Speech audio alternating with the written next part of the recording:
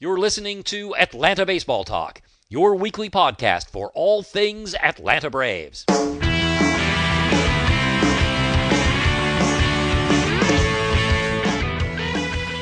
Welcome to the show. Today is Sunday, October 5th, 2014, and my name is Steve. I am joined by both Hamilton and Kurt. And guys, let's get to it. In tonight's show, we'll look back at our 2014 Braves predictions that we made before the start of the regular season, and we'll also check in on the postseason games. But first, we're very happy to be joined by the great David O'Brien, the Braves beat writer for the AJC, and a must-follow on Twitter at DOBrianAJC.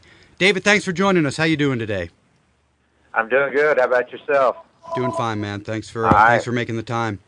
Uh-huh. All right, so David, I want to start here. I was shocked on Friday that the Braves made the announcement about Fredi coming back before the GM announcement had been made. You know, I interpret it as either the GM decision has actually been made, meaning Hart or Capalella, or that they're really taking the Fredi decision out of the hands of the incoming GM, which I just can't wrap my head around. What is your take on the fact that they made that announcement? Well, I wasn't surprised at all because I thought it was pretty obvious when at the Frank Wren firing press conference that they were going to stick with Fredi from Bobby's comments and also from John Hart's comments to us afterwards.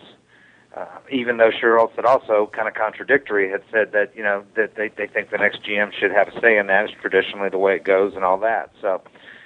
If you put two and two together, then obviously it would lead you to believe that it's either going to be John Hart or Copy, and that they've already, made it clear that they would stick with Fredi. But the other way you could go with it as when they go through the GM candidates, if John decided not to take the job and they go outside and don't go with Copy, then they could tell the next guy that we really obviously strongly believe in Fredi and.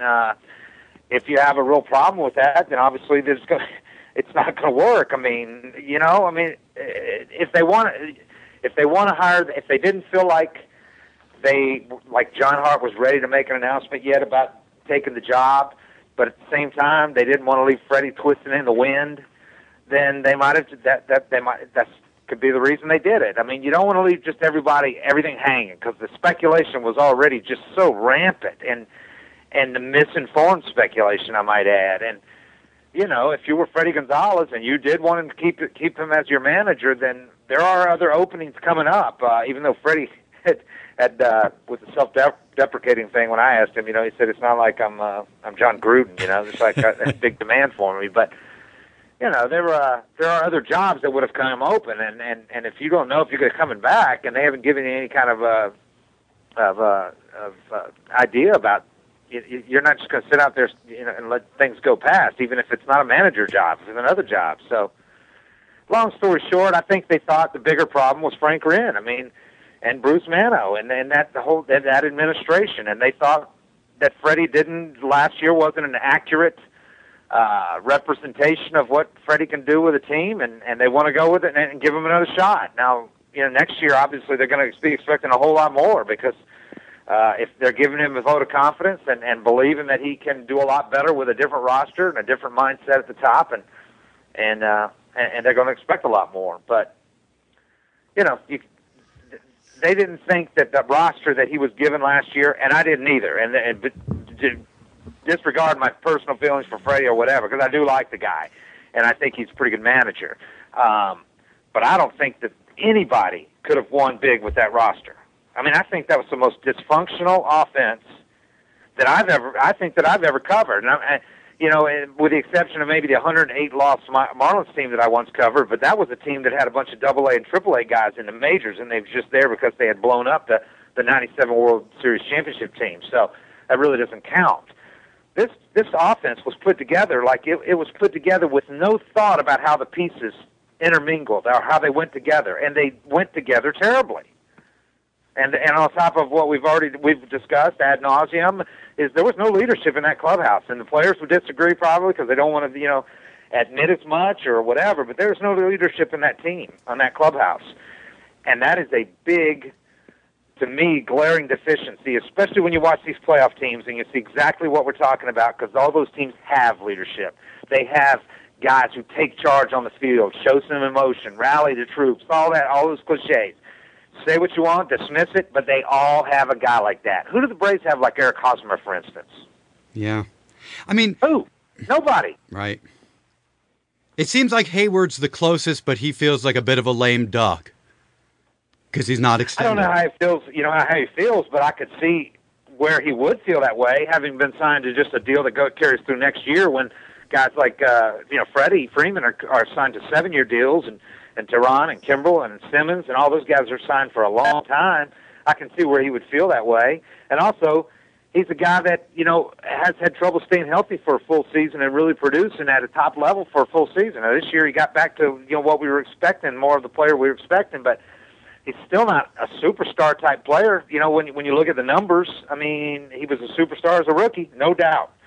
But, he was right alongside Buster Posey at that time, and look how their careers have gone since then. So I can see where he would, he might not feel entirely comfortable yet trying to lead a team, and especially if he doesn't know where he's going to be after next year. So, Freddie Freeman is not that type of personality. Yeah. Do you know, did Fredi Gonzalez or the front office try to do anything like ask certain players or try to insert themselves to try to address the leadership issues? Asked him that directly. Asked him that the day after the season ended. His answer is, basically it's got to be an organic type thing where you can't tell people to be a leader. Mm. They've talked to guys and about that, kind of informally, feel them out, see which way they want, see if they're capable of doing that or comfortable with that. And my impression is that none of the guys really felt like it was the time for them to step forward and do that. And and asked Freddie about if they had any team meetings, and asked him that question after the season ended, and he really said he only called, the last one he called was in Seattle, so that kind of surprised me, and that the players had called maybe one team meeting in San Diego, and other than that, none during that whole collapse. And I don't think that's too strong a word to say it was a collapse, because it was again. So, and I think that's why they've got to look at who your manager is, who your coaching staff is, and they've already begun to address that. I think Bo Porter was a huge hire in that regard. I think he can be that kind of guy. He's a little younger, 42 years old, can relate a little more to the players, played himself not too long ago. And I think that's important. You can't have all guys who've been detached from the game for a long time. Terry Pendleton obviously has respect across the board and all that, and they know who he is and all that, but you got to have, I think, more than I think you got to have some guys on the coaching staff who can really relate and get in some guys' faces or motivate them without getting in their faces, whatever it takes. But I think Bo Porter's a good hire in that regard, and I think the hitting coach will be a hire along those lines too. I think they'll get somebody who can be that type of a presence with the guys, and they'll make sure as much as they can that they get the right guy. I think that's a really important hire because you got some hitters on this team that really need a guy who's there and willing to say what he sees wrong in their swings and let them know that, it's not enough just to acknowledge that, okay, I hear what you're saying. No, you got to actually apply it. I think Greg Walker knows his stuff, and I've been told that by everyone from Terry Pendleton to players with the White Sox who played for him. He knows his stuff, but he just didn't get through to some of these guys just did not wanted to get through. Wouldn't apply it, couldn't apply it, whatever. But I don't think it was a flaw with Greg Walker. I really don't. On why this offense was so bad. I just think, they were lacking a couple of key pieces that you need to have to drive an offense. And some guys were not willing to make the adjustments that he and Fletcher recommended. Yeah, David, you made reference to that a bunch over the last few months, that Walker and Fletcher were given the right messages, but those messages just weren't being taken. Did that dynamic create friction between the players and the coaches? Like, did that become a thing? I don't know. I don't have any evidence of that. Yeah. I haven't heard anybody criticizing Fletcher or Walker ever. In fact, they defended him. Down the stretch. I mean, when I asked him point blank when the offense was, in its beginning of its season-ending tailspin, I asked guys, Chris Johnson, Jason Hayward, Justin Upton. I asked them, is this blame for this offense going Greg Walker? And to the man, they said, no, not at all. The hitting coach doesn't get up there and hit. It's us. So None of them rolled their eyes and said, no comment, I'm not the guy to ask about that. Off the record, blah, blah, blah. None of them did that. They all supported him. So I think they felt bad for the guy. Yeah. But feeling bad for the guy and saying that it wasn't his fault is one thing, and going out and applying what they're trying to teach him is another. So. Well, David, you talked about obviously the deficiencies that this team had on surface with Frank putting the team together, and after he was fired, some stuff came out about his working style, his people skills, and that being part of it too. And that John Shorts even said that this had been even 3 years in the making. Did you get to see any of that behind the scenes discord going on? Well, guys, when you would hear guys make comments about it off the record all the time, I mean, the coaching staff did not.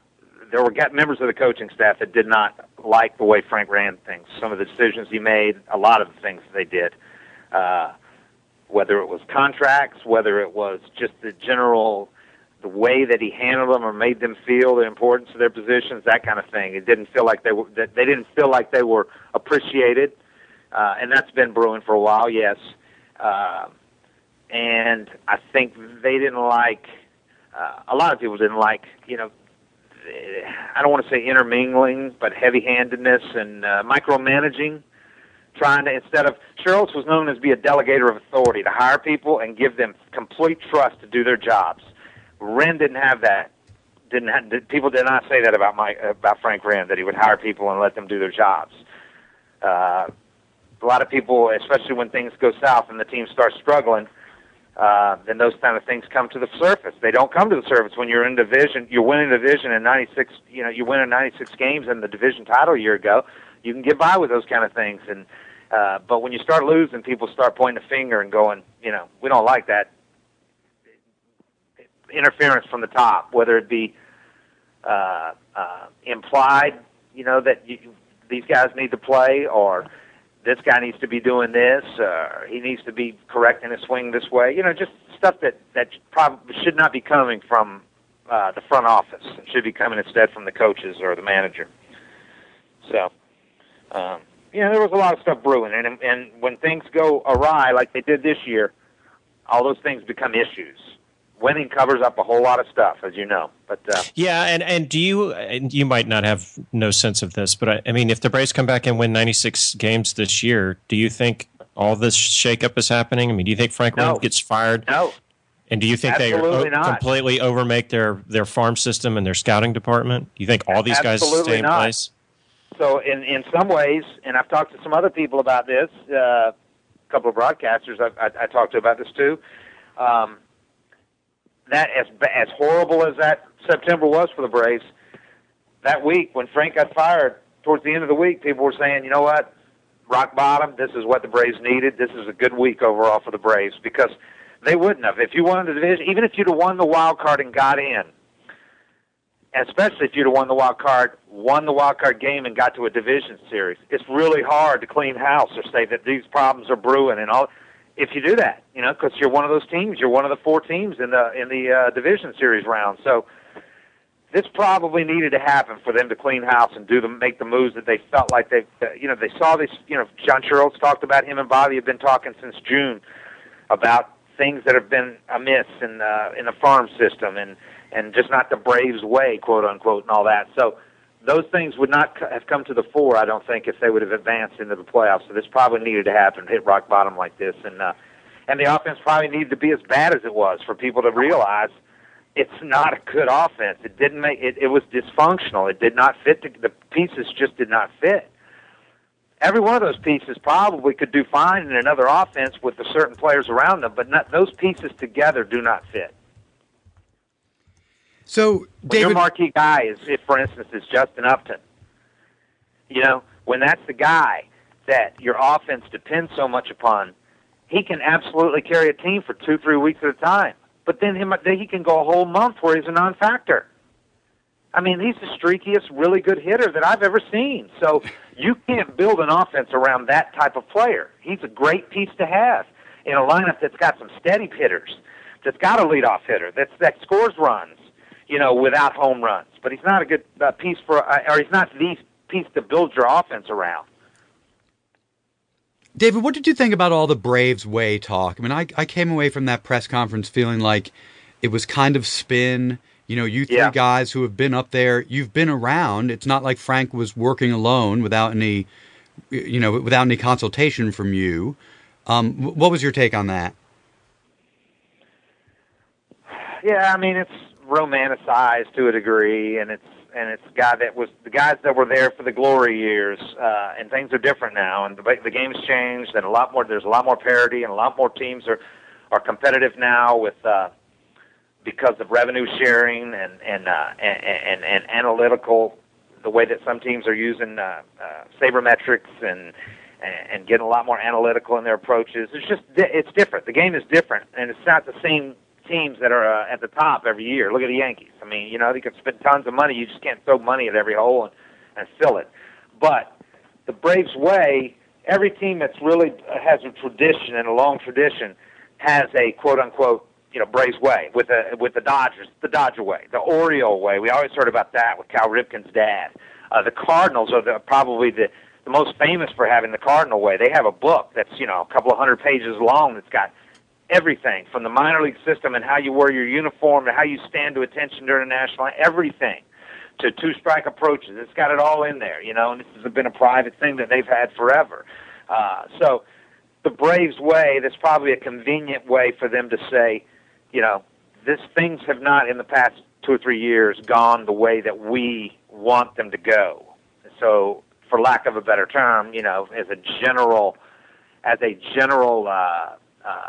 overview or criticism or critique of how things have gone, they're not the Braves way. That's a real general way of doing it rather than breaking it down and talking about each individual thing they thought was wrong, some of which they wouldn't go into publicly. So it's a whole lot easier just to use that generic term Braves way, and then when John Sherrills was asked to identify what it is, his answer is kind of like, okay, well, what team's not looking for that? Right, young guys who win. Yeah, young guys you can bring in and mold into championship players for year after year after year. Okay, well, who's not looking for that? I mean, as far as I know, every team's looking for that type of thing. So, but it served its purpose, to talk about that, and I think it's something that you can take to the front office, the returning people, the people that are hired, and the people that are still around, which is the majority of people.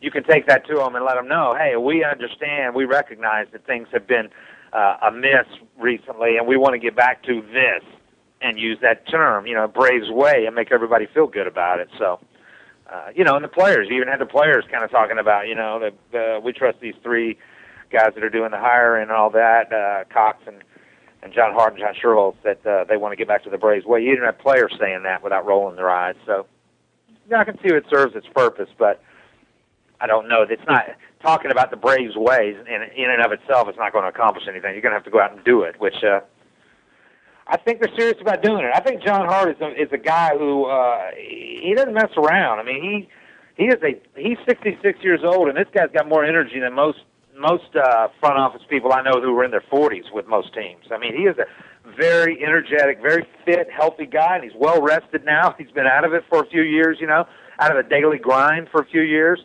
And he seems re-energized by, rolling up his sleeves and getting to work in recent weeks as the interim GM. And I went from thinking there was no way he was going to take it and give up that lifestyle, that comfortable lifestyle that he has of being a senior advisor / MLB network analyst. That's a comfortable, relatively easy lifestyle and pretty well paid. And I didn't think there was much chance that he would give that up to go back to the daily grind of the really, really hard work that a general manager job entails. But I think there is a chance now that he does it. And the Braves are trying to wear him down, and John Sherrills particularly, into taking it. And I think him being re-enthused by what he's done lately and being back at the center of attention and having power and all that, I think there's a chance that he could take it. Now, all that can change tomorrow. I might hear something, or they might come out and announce that, somebody else has got the job. But that's just my take on it. This week it's really changed, and I went from thinking there was no chance to thinking there's at least a decent chance, and the Braves want him to take it. I think it's really easy in the fan base to say, John Hart, he's in his mid-60s. He's an old guy. We need to bring in a young guy. We need the complete overhaul. But you think he could? You think that he really, at this age and at this point in his career, he could bring the kind of change that the Braves need? I have no doubt that he could do it at least for a couple of years, and then hand it off to someone else if he wanted to. And I don't even know why there would have to be a limit of a couple of years. But right now, I don't think there's any doubt he could come in and do a great job in this position. He has the energy for it. The guy's fit. He doesn't have any health issues. I mean, if you didn't know he was 66, you'd never guess it from talking to him, looking at him, watching him act, or watching him do his job, and hearing people talk about him doing his job. And he instills a lot of confidence in people. I mean, he has that presence. He has that gravitas, and he walks into a room and takes charge. And there's something to be said for that, man. I mean, that's and here's the other thing. He's 66, and he was around before the whole game started to change, to the statistically oriented game that it's become more in the last couple of decades, and teams have started hiring, 30 to 40-year-old general managers in Ivy League and guys with MBAs and all that. He was around before that, obviously, but he's been up there with MLB Network, and the guys he's hired when he was with the Rangers to take over, and the guys, his protégés that he's hired in jobs underneath him, have all been those type of guys. And he's had his thumb on the game, the pulse of the game, and he understands which way the game's gone. And he's not one of these guys that like John Schuerholz. I wouldn't think John would. I would have a different opinion of John, the chance of him stepping into the GM role again, than I do John Hart. And that's not at all a criticism of John Schuerholz, but John Schuerholz hasn't been a guy that's been ever evolving with like John Hart has, and he's been up there at MLB Network talking to these young guys all the time, staying in tune with the current players, with the current managers and GMs, and how the game's gone. And he's not out of step at all with I don't want to say cutting edge, but this guy knows everything that's going on in the game, and he knows how to surround himself with guys who are so inclined too. I mean, like Copy, and he loves working with Copy. He's worked with him quite a while now, and he really likes that.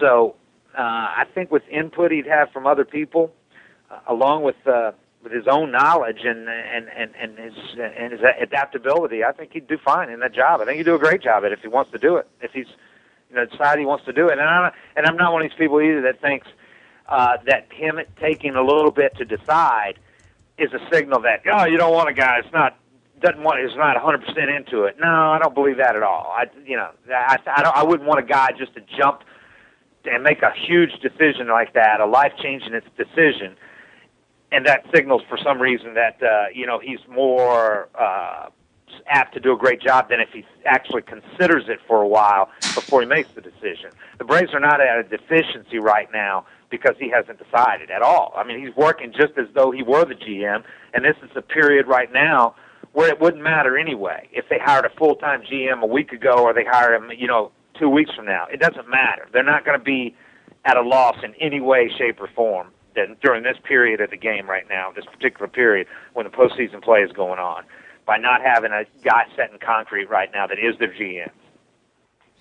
Well, you mentioned earlier the kind of management style of Frank Wren, the heavy-handedness, the micromanaging, whatever the word we want to use. And Chipper came out in an interview he gave with 680 The Fan talking about how he felt that some of the lineups were really forced upon Fredi. Obviously, I think the implications being BJ being in the lineup as much as he was and coming down from above, and then him not having any choice over that. Do we have evidence that was the case? No. That was nope. I don't have any evidence of that, and I'm not going to come out and say that I know that it happened because I don't. If Fredi felt pressure, I bet it was more implied than actually. You need to play BJ. I don't think that was the case at all. I'd heard the opposite, actually. I'd heard that Fredi was told late in the season when the Braves really started slipping and falling further behind the Nationals. I had heard that Frank Wren actually told him, play the best lineup. Play who you think's the best lineup. You don't need to play, in other words, he told him, let him know you don't need to play BJ. You don't have to do that because he's got 3 years left on his deal. Now, I don't know if that's true, but that's what I was told. And that Fredi more played him because Fredi's so conscious of the clubhouse and keeping guys doing the things he thought he needed to do to keep the clubhouse together and not divided and keep guys happy and all that he played the guys he did because of that. So was Fredi successful? Between there, maybe the truth lies, but I don't have the belief that I don't have any reason to think other than BJ shouldn't have been playing and Fredi was playing him. That's the only reason that you could say Frank must have told him to play him. I mean, in other words, I don't have any evidence that that's why he played him. David, do you think Fredi was successful in keeping the clubhouse together this year with those kind of moves?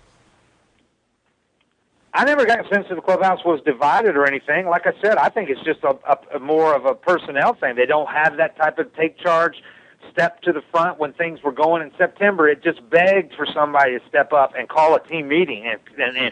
And I don't think team meetings are the magic potion by any stretch. But if you've got, we've been through these names before, but if the guys if you've got an Eric Hinsky, a David Ross, a Chipper Jones, Martin Prado, Brian McCann, Tim Hudson, if you've got these type of guys, you could call a team meeting and one or two or three of those guys could step up and go, look, guys, this is not suitable. This can't fly. We have to play better, and we have to do this, and we have to do this, and we have to have a better approach with 2 strikes and 2 outs and a runner at third with less than 2 outs and blah, blah, blah. I just don't see that this team had any of those guys, much less 2 or 3 of them. So, to get back, to your question, I don't think he lost the clubhouse. I just don't think that he had personnel that could run a clubhouse like that. Bobby Cox always had 5, 6, 7, 10 guys like that on his team, and he had veterans up and down the roster. Just the pitchers alone, the big 3 pitchers alone, could make sure that a team never went that far astray. I mean, they had better teams than that for the most part, better talent, obviously, but those guys took charge. I mean, those guys ran the clubhouse, and Bobby didn't have to get in there all the time, and he could trust those guys. And when there were fires, he had guys that could put it out for him, coaches that could put it out for him. But those veterans just ran a clubhouse a lot better than a team that doesn't have veteran leaders like that. So I keep coming back to the word dysfunctional. I think the offense was dysfunctional, and I think when it came to losing leadership, at the first of the year, we asked the leadership question to people. We'd ask everybody from Frank Wren to Fredi Gonzalez to players themselves, and the answer was always, well, we don't really have a single leader like, Brian McCann or Chipper Jones or Tim Hudson. Where we got a lot of guys who've played a few years now that can lead. We can all that we don't need one guy to lead. We're all leaders. We all know how to go out and play the game now. We've been around it. Okay, that's fine when things are going well.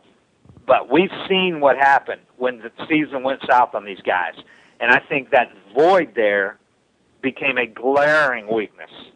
I think that answer, no, we don't really have one guy, but we're all leaders. That's fine when the team's playing well. But when it really started to struggle, I saw a team that the blank look on guys' faces night after night. I didn't see any purpose, or not purpose. I didn't see any direction or anybody willing to show emotion and take charge, and that could present that kind of gravitas to a clubhouse in a closed door meeting and take charge. And I think it was a real. I think it might have been it prevented things from spiraling so far like they did in September. Just to me, that was just obvious. And does John Hart, is his management style more in the lines of Shorholt's, where he delegates guys and then leaves them alone to kind of run their own operation? That's everything. From everything I understand, and from what John Hart himself says, he's always taken a lot of pride in hiring the right guys and surrounding himself with guys who, as he says, who are a lot smarter than I am. Their skill sets are different than his, and they're a lot smarter than he is, as he is. Self-deprecating sense of humor that he has, but I got his point, which is John Hart has his quality is leadership, people person, great people person, can talk to people and really get them charged up and make them want to work. Whereas the guys that he likes to surround himself, he might have a guy that's really analytical, a guy like Copy that can handle all the statistical information and all that, and then a guy on the other side, run to run the minor league system. That and he delegates and lets them do the job. That's, from my understanding, that's exactly what he's like, and like Sherholtz a lot in that regard. Because Sherholtz is his biggest skills is people skills. He's a terrific management. He's a terrific manager of people. People want to work for him. You never heard people talk about not wanting to work for him. When he was the GM. All right, so David, you've mentioned the last few weeks you think BJ will not be back next year, and the rest of the position players, it's kind of speculation at this point, but there's some real yes or no questions when it comes to the starting rotation. And let's finish up on this and do it rapid fire. So, would you make a qualifying offer for Ervin Santana? God, that's a tough one, man. Given the Braves' payroll, unless it goes up to 125 million, which I don't think it's going to. Given their payroll, if it stays the same, I'd have to say no. And I can't believe I'm saying that because I thought it was a given for most of the season, or when they got him, certainly I thought, last spring that there was a given you'd make that qualifying offer because he's going to get multi-year offers. But I haven't watched him in an entire season. I don't know that the Braves would want him back at $15 million, and he might just accept it, just like he did this year when he turned down when he was a free agent, when the Royals made him the offer, he thought he was going to get better offers, and he didn't get them. So he might have that in mind and say, I'll take $15 million and come back and have one more good season and give. So, long-winded answer, no, I don't think I would make it. Yeah, and last year, no one took their qualifying offer, and it didn't work out for anyone. It was all late signings. It didn't. All right, would you give Medlin his arbitration raise? No, I would work out something with him at a lesser rate than what he would get in arbitration. And I don't know what that would be, but I would try to at least. I would talk to him at least and show legitimate interest in it. But you got to keep in mind, it's 2 Tommy John surgeries, and the track record is very, very few guys have come back and pitched at a high level. He might be the exception because he is a guy that he pitches with a lot of intelligence, guile, and all that, and he keeps himself in really good shape, and he wants badly to come back, and he's a great guy in the clubhouse. If he wasn't a great guy in the clubhouse, I wouldn't even think about bringing him back, but he is. I think it's worth it. I think it's worth the gamble, and also, I don't know that you could do it with both of them, with him and Brandon, but I would talk and try to at least get one of those guys back. And Medlin is a guy that I think I would try to work something out with because I think he's a smart guy, and he's not going to ask for hold out for top dollar. He wants to be here, if they want him here. So I'd try. So Medlin 1A, Beachy 1B? Probably, but I'm not as aware of what Beachy, where he is in his throwing program and all that. He wasn't around as much, so I talked to Medlin quite a few times about where he was, and he's really progressing well. So I'm not certain on Beachy where he is, if he's had any setbacks. I don't think he has, but I'm not as certain about him. So. All right, and Aaron Harang has expressed interest in coming back. Would you re-sign him for $2-3 million next year? Oh, if you get him at that rate, yeah. I don't know that you'll be able to, though. I mean, after the year that he had, I think some team might offer him a contract for a couple of years. With the prices that we've seen on free agency and pitching in recent years, a lot lesser pitchers than him have gotten, some deals that left you shaking your head. But I'd try to get him back. I would. I think he'd be a great to bring back as a 5th starter, which we thought was going to be his role this year, and he ended up being a lot better than that. So he ended up vying for team MVP. Depending on what's out there, obviously, and your situation with Medlin and all that. But if you bring back Medlin or Beach, you can't count on those guys. I mean, you don't know when they're going to be back anyway. So I think, yes, Harang was a really good influence on pitchers and wants to be back here, and I think he could do what he did this year. I don't see any reason he couldn't do it again next year, or something close. So I think he'd be fine as a 5th starter, but you might have to pay him a little more than what you're thinking he's going to get. All right, folks, please read David throughout the offseason at AJC.com and on Twitter. David, a pleasure as always, man. Have a great winter, and we'll speak to you soon. Okay, thank you. So, guys, the thing that stuck out to me the most about the Dave O'Brien interview was how excited he was at the prospect of John Hart and what a great job he thought he would do as a GM. I think that it's been easy to be like, the 3 old guards sitting at the table and this good old boy network and John Hart, if they make him, he's Pat, But DOB was clearly very impressed by him, and I thought that was good news since it seems more and more every day that he's going to be it. Don't you think? Yeah, totally. And I also think it was interesting when we asked about if they had won the same number of games or made the playoffs this year, that this whole the leadership, Frank Wren, of course, would have been kept in place, and the guy that was the head of scouting would have been kept in place, despite clear signals that neither one of them should have been kept in place. It sounds like there was a lot of discord. There was a lot of issues. Their farm system's obviously in terrible shape. So maybe as a Braves fan, we look on this with a silver lining in that we got rid of these guys and the full makeover will come and brighter things are ahead. Yeah, it's still a little hard to believe that on paper Frank had to go not knowing about any of the behind-the-scenes stuff at all. Because, there were a lot of great things Frank did. We've talked about this a lot. The wrong guy got fired. That was sort of my mantra when all this went down. But not having that glimpse behind the curtain of what was going on, if you have a dysfunctional organization, not much good is going to come out of it. But speaking of dysfunctional, we haven't gotten a chance to talk about this, the three of us. The announcement about Fredi coming back when they haven't announced a GM, and DOB essentially saying, look, with Bobby's proclamation about what a great job Fredi's done, and the thinking in the front office that he just didn't have the tools to be successful, I still don't get even though we haven't named a GM, the decision's been made about this most important cog in your staff, new GM. You have no choice around your manager. It just seems like a very backward way to run an organization. I'd be surprised if it's not unprecedented. I don't think it's like the first time that has ever happened, right? Where you feel maybe you've got a manager who's got good rapport with the players, and by all accounts he does. You may not have seen the outcome on the field, but if you listen to people, the players, they like Fredi. He's a good players manager. He did have some horrible pieces in the lineup. None of that's not true. It doesn't really speak to his ineptness in game. But I don't think – it seems a little off, but I don't think it's a completely like no way would you ever hire a GM if they had to take the manager. I just don't buy that. I think that it's maybe slightly unconventional, but certainly not unprecedented. Yeah, maybe it's not unprecedented, but I still think it's insanity. I really do.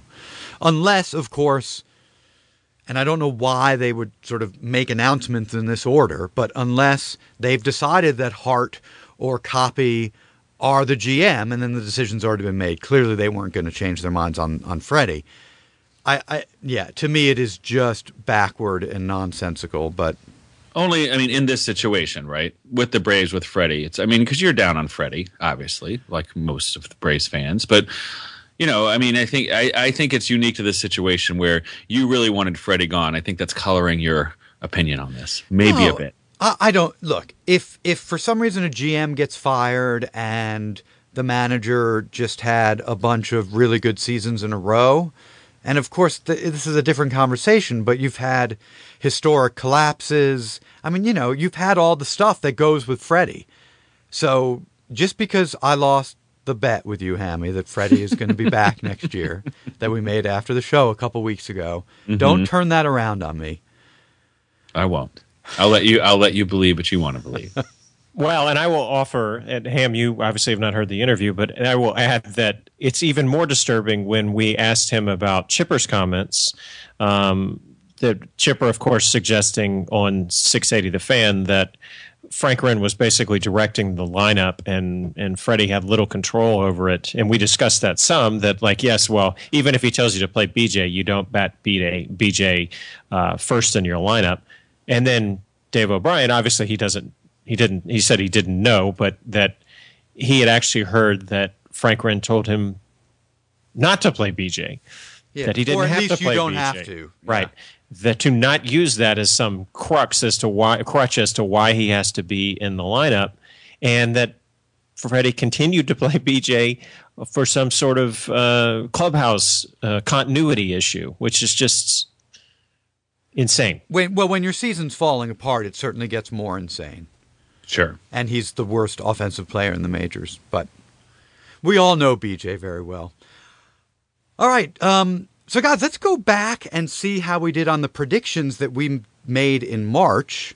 They were mostly about the Braves, but also about the postseason, who would go to the World Series and all that stuff.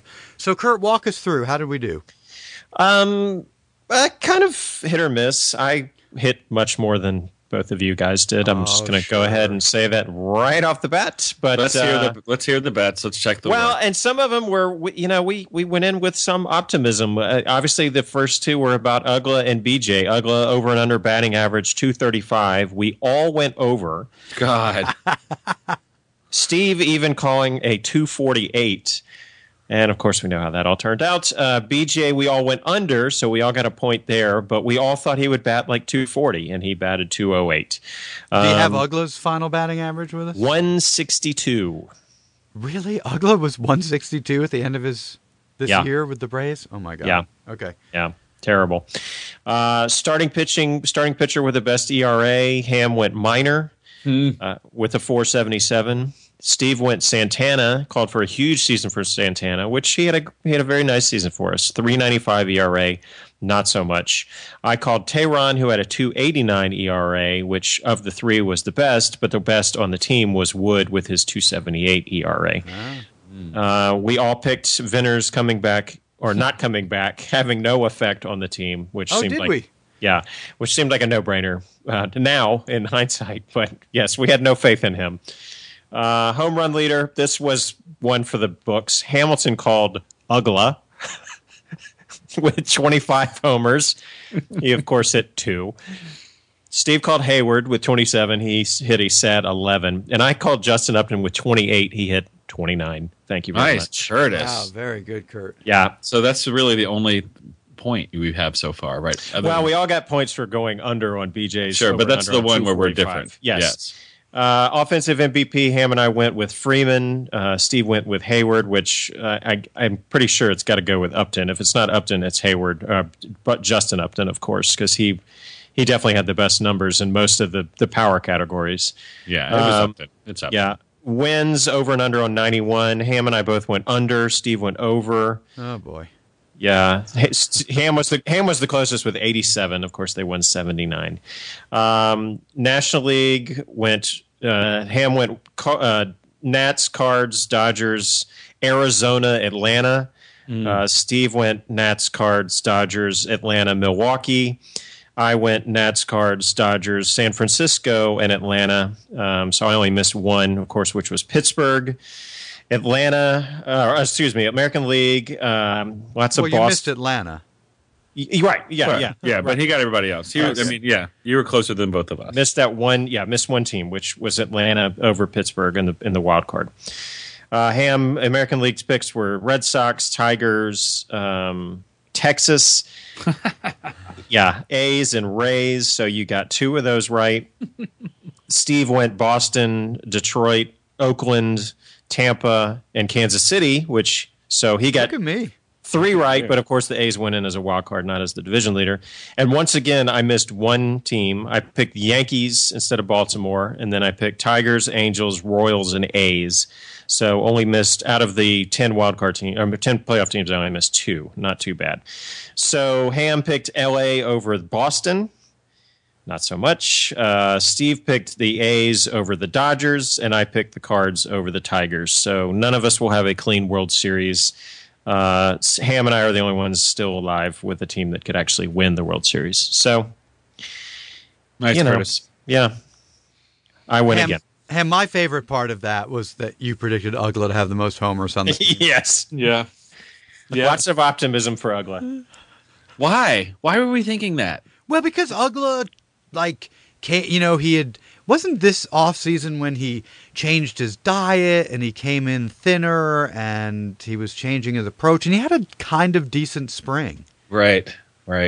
So we were all ready to believe. And I assume, figured that there's no way that he could continue to suck as bad as he had. Yeah. Which we were wrong because it was worse. Silly of us. All right, so, speaking of the playoffs, guys, it's been an unbelievable week. Any quick thoughts about what we've seen this week, Hammy? That I hate every team in the National League. It was good to see Hudson pitch so well the other night, even though he was not part of it. Yeah, it was great. And how about, did you guys hear Hudson's quote after they won the play-in game, talking about that they were about to face the Nationals, and he was like, you know, they got a lot of talented guys over there, but when you get into the playoffs, it's about what's between your legs.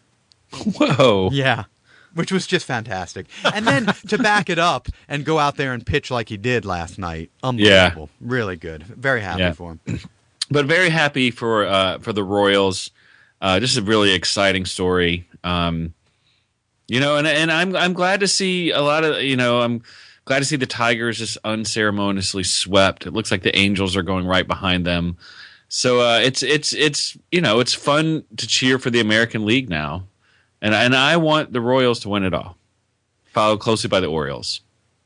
So I saw a great tweet tonight by David Lee, who's a guy that writes for a Savannah paper. And he said that assuming the Royals go on to win this series and face the Orioles, it'll be the first time ever that a team in the Royals, last in homers, first in stolen bases, will face a team first in homers, last in stolen bases. How about that? Interesting. Yeah. Curtis, how about you?